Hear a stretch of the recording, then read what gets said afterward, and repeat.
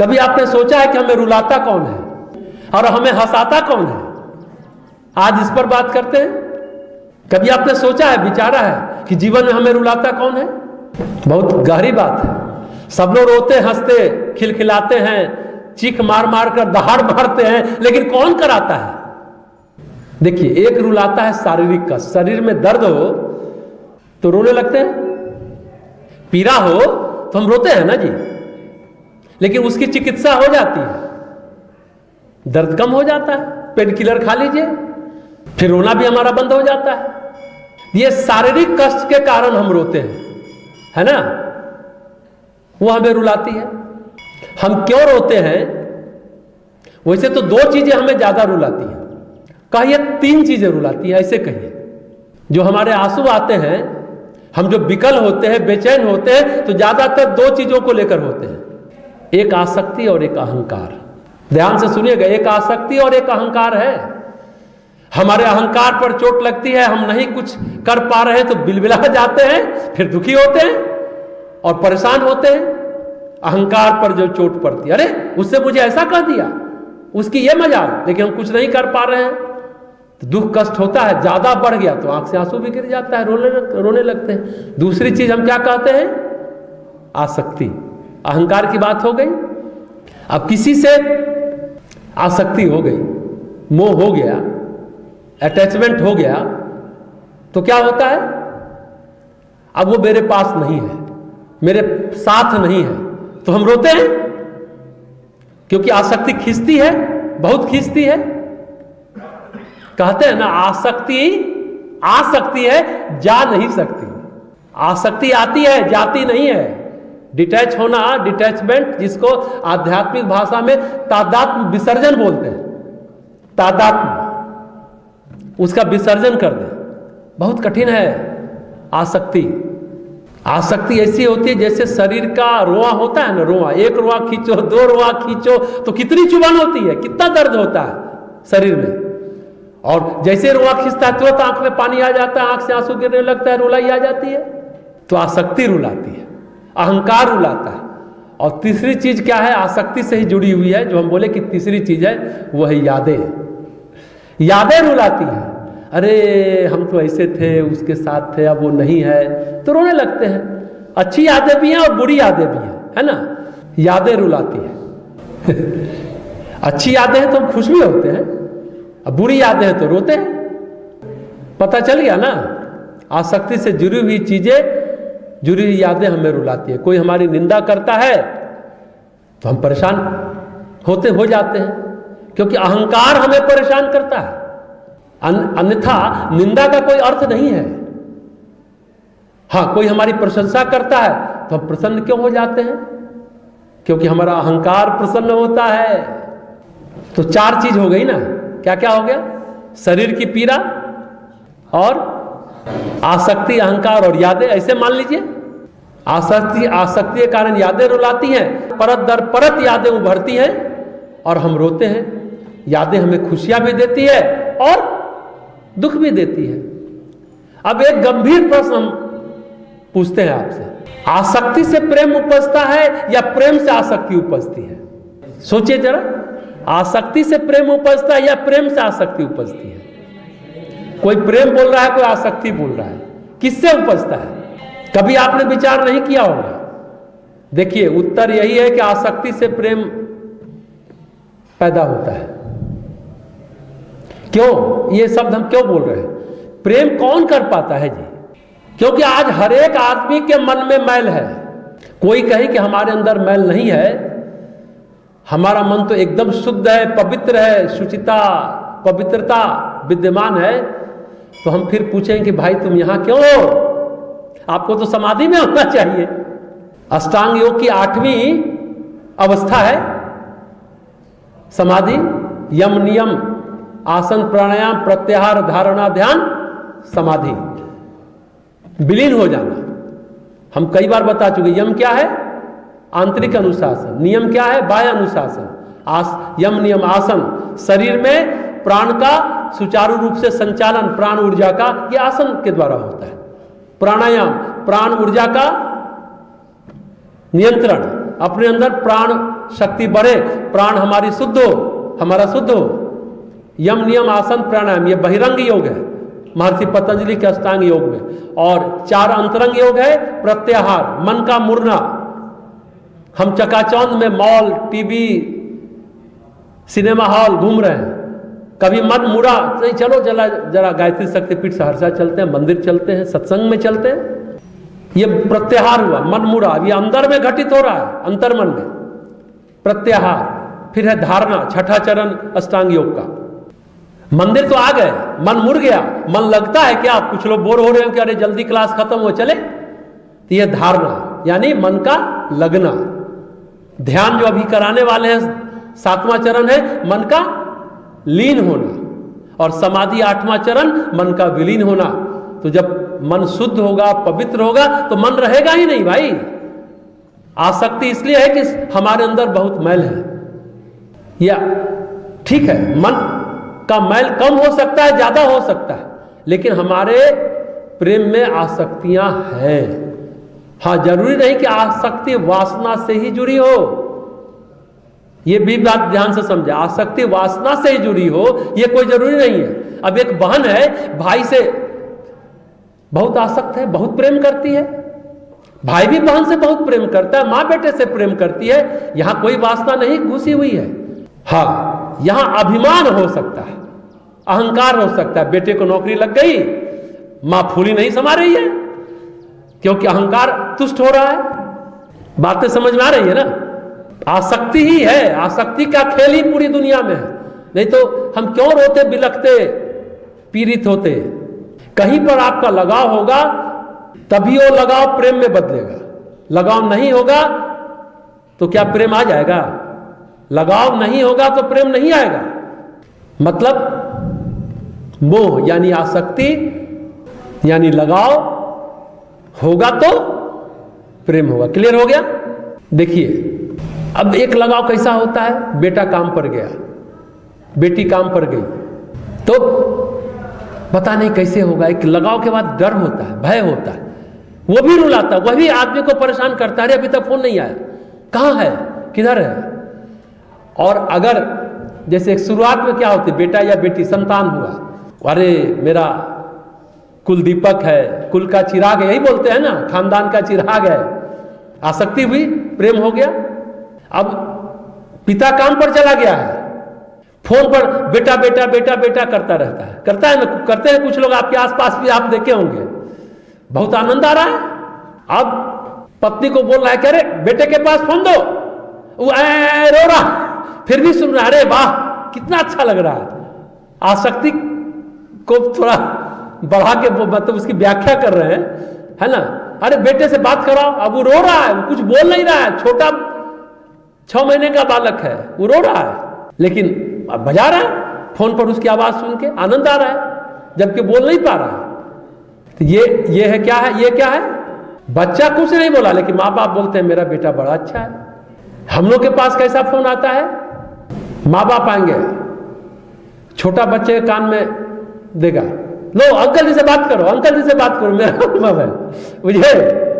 बात क्या करेगा, ई ऊ कुछ कुछ बोला, रो लिया, माँ बाप जबरदस्ती कोच रहे हैं। तो कहीं घर जाइए तो सबसे पहले लोग क्या सोचते हैं, अब 3-4 साल का हो गया बेटा, जोर से बोलकर बोलेंगे, ए फलाने इधर आओ, देखो अंकल जी आए। अब अंकल जी कौन है, गायत्री का ढोल पीट रहे पूरे दुनिया में। बेटे को, अरे बेटे को गायत्री मंत्र सुनाओ, अब बेटा गायत्री मंत्र भूल गया। मुझे कई बार ऐसा अनुभव हुआ, हम आपको बता रहे हैं। अब ओम भूर्भुवः स्वः बोला तुतला के, फिर वो आगे का भूल गया। देखिए ये क्या है, ये है अहंकार। देखिए मेरा बेटा गायत्री मंत्र जानता है, चले हो सकता है चले अहंकार नहीं हो, अच्छी भावनाओं से ही कह रहे हो कि मेरी संतान गायत्री मंत्र को बोल सकती है, लेकिन मान लो बोल रहा है, अभी अब उसके अंदर चूंकि 2-3 साल का है, तो उसके अंदर तो कोई भावना नहीं है। गायत्री मंत्र बोलना भले सीख गया, पर वो जानता कहां है कि गायत्री मंत्र किस चिड़िया का नाम है, इससे क्या लाभ होता है। बोल दिया, बस बात खत्म हो गई, ठीक है। इस तरह से ही लेकिन बच्चे को बड़ा किया जाता है। अब ब्रिंगिंग जो होता है, जो चाइल्ड साइकोलॉजी है, इसी तरह है। अब नामकरण संस्कार 10वें दिन होता है जन्म के, नाम रखा जाता है। छठी जिसको कहते हैं छठी, उसमें क्या करते हैं, उसमें बच्चे के कान में घर के बुजुर्ग या कोई गुरु होते हैं, विद्वान होते हैं, प्रतिष्ठित समाज के परिवार के, बोलते हे तात तुम ईश्वर के पुत्र हो। अब वो बच्चा 10 दिन का क्या समझेगा, लेकिन उसे कान में डाला जाता है। ये अपनी परिपाटी है, अच्छी बात भी है, हम उसको आसक्ति के रूप या अहंकार के रूप में न लें, अच्छे ढंग से भी लें। हे तात तुम ईश्वर के अंश हो, ये पहला नामकरण संस्कार में बच्चे के कान में डाला जाता है। वो तो समझेगा, सुन भी पाएगा कि वो तो सोया रहता है। 10 दिनों का बच्चा का क्या होगा, लेकिन कान में हमारे पूर्वजों ने, हमारे पुरखों ने, जो ऋषि हमारे पूर्वज हैं, उन्होंने कहा कि ये बोलो कान में जा करके, दोहराते हैं लोग। दरअसल उसको नहीं, उसके माँ बाप को बतलाते, ये आपका बच्चा नहीं, ये ईश्वर का बच्चा है। माँ बाप इस भाव से बच्चे का परवरिश करें, है ना, गहरी बात है। हे तात तुम ईश्वर के पुत्र हो, संस्कृत में है, हम आपको हिंदी में बता रहे हैं, गहरी बात है। उसी तरह गायत्री मंत्र बोल रहा है, घर में गूंजेगा तो उस तरंग से, उस वाइब्रेशन से, एक गायत्री मंत्र के उच्चारण से 1,04,000 ध्वनि तरंग उत्पन्न होता है। घर का वातावरण तो पवित्र होगा, शुद्ध होगा, पॉजिटिव होगा। अब दशरथ जी रो रहे थे, राम का वनगमन हुआ, क्या बोलते हैं तुलसीदास जी, क्या कहते हैं, सीता सहित दोनों पुत्रों को देख देखकर राजा दशरथ अकुलाते हैं और स्नेहवश उन्हें बारंबार हृदय से लगा लेते हैं। दशरथ व्याकुल हैं, बोल नहीं सकते क्योंकि उन्होंने ही वनवास भेजा है, लेकिन हृदय में शोक है, भयानक संताप है। ये क्या है, आसक्ति भी है और अहंकार भी है। तो क्या हमने कहा, दर्द शरीर में होता है तो रोना होता है। 2 चीजें हैं मूल में, दुख। देखिए दर्द कहां होता है और दुख कहां होता है। दुख और दर्द की परिभाषा आप जानते हैं, कहां होता है, दर्द शरीर में होता है और दुख मन में होता है। दुख शरीर में होता है क्या, नहीं ना।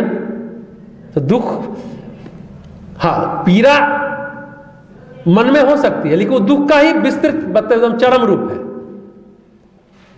मन में दुख होता है, शरीर में दर्द होता है, ठीक है ना।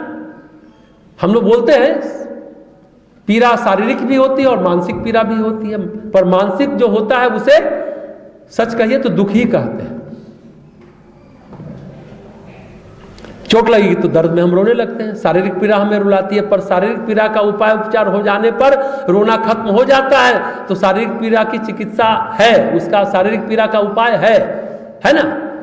लेकिन जो मानसिक पीड़ा है, जो मन में दुख होता है, उसका उपाय क्या है। मन में जो कष्ट होता है, मन में जो दुख होता है, मन में जो पीड़ा होती है, उसका उपाय क्या है। इसलिए इतनी बातें कर रहे हैं, जो हम रोते क्यों हैं, हमें रुलाता कौन है, इसका उपाय है केवल और केवल हमारा विवेक। केवल विवेक ही मानसिक पीड़ा को शांत कर सकती है और कोई नहीं। विवेक ही मानसिक पीड़ा का समाधान है, इसलिए विवेक हमारा जगना चाहिए। कई लोग कहते हैं ना, सारा दुख भगवान हम ही लोग को लिखे थे क्या, आसपास सुनते हुए, सब पाप हम ही किए थे क्या। दूसरा एक शब्द निकलता है, फलाने के चलते हमारे जीवन में कष्ट हुआ, फलाना नहीं होता तो ये नहीं होता। अरे भाई, हम हमेशा एक लाइन बोलते हैं, व्यक्ति या परिस्थिति कोई माध्यम बने सुख या दुख का, होता अपना ही कर्म है, अपना ही भाग्य है। नहीं तो चाहकर कोई सुखी नहीं कर सकता, तो चाहकर कोई हमें दुखी नहीं कर सकता, जब तक हमारे कर्म में ना हो, हमारे प्रारब्ध में ना हो। क्यों दूसरे को दोष देते हैं। ठीक है, बाहर से बोले देखो तुम्हारी गलती है ये है, लेकिन अंदर से मानिए कि गलती मेरी ओर से, मेरा ही कर्म है, इसके माध्यम से सुख या दुख प्रकट हो रहा है।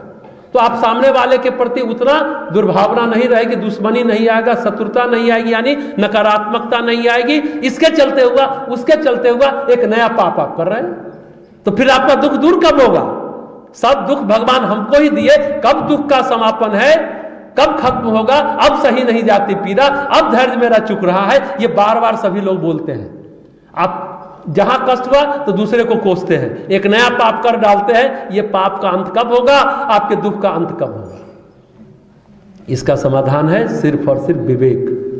समझदारी, समझदारी।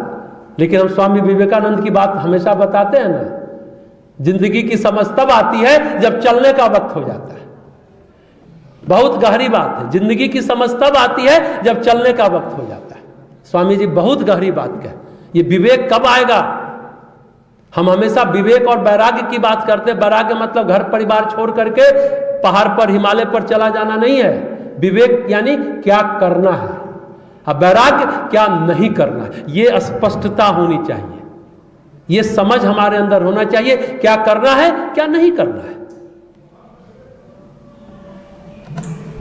और एक बात, एक समझ सावधानी भी बरतनी चाहिए। पीड़ा हो या दुख हो, आपकी वृत्ति कहां है?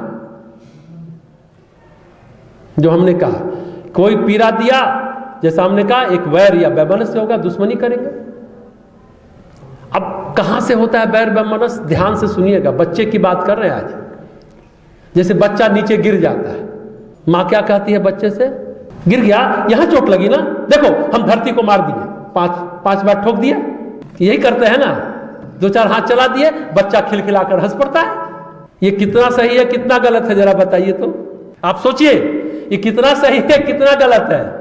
हमें लगता है ये गलत है, आप क्या सोच रहे हैं पता नहीं। तत्काल बच्चा शांत हो गया, दीवार से टकरा गया खंभे से, तो दीवार को 2 चाटा मार दिया, तो बच्चा का दर्द दूर हो जाता है। देखो बच्चा फिर शांत हो जाता है। होना क्या चाहिए, छोटी बात है। आप बच्चे के मन में क्या जगा रहे हैं? चाइल्ड साइकोलॉजी क्या है, अपब्रिंगिंग क्या कर रहे हैं? बदला लेना जगा रहे हैं। बहुत छोटी बात है।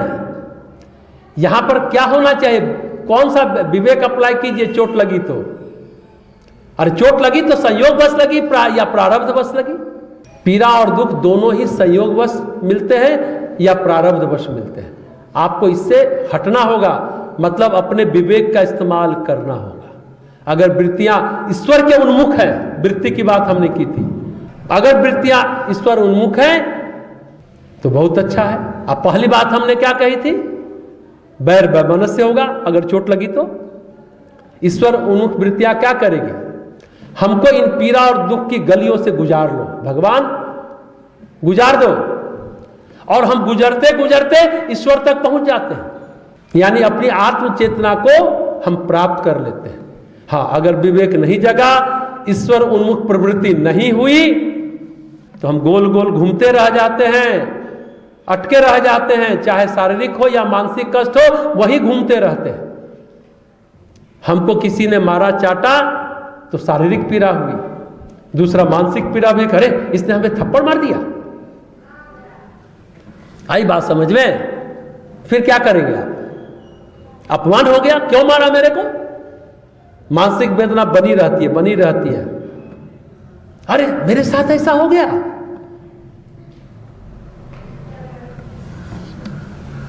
और ये चलता रहा लंबे समय तक, आप मानसिक रोगी हो जाएंगे, और बहुत लंबे समय तक मनोरोग शरीर में भी आ जाता है।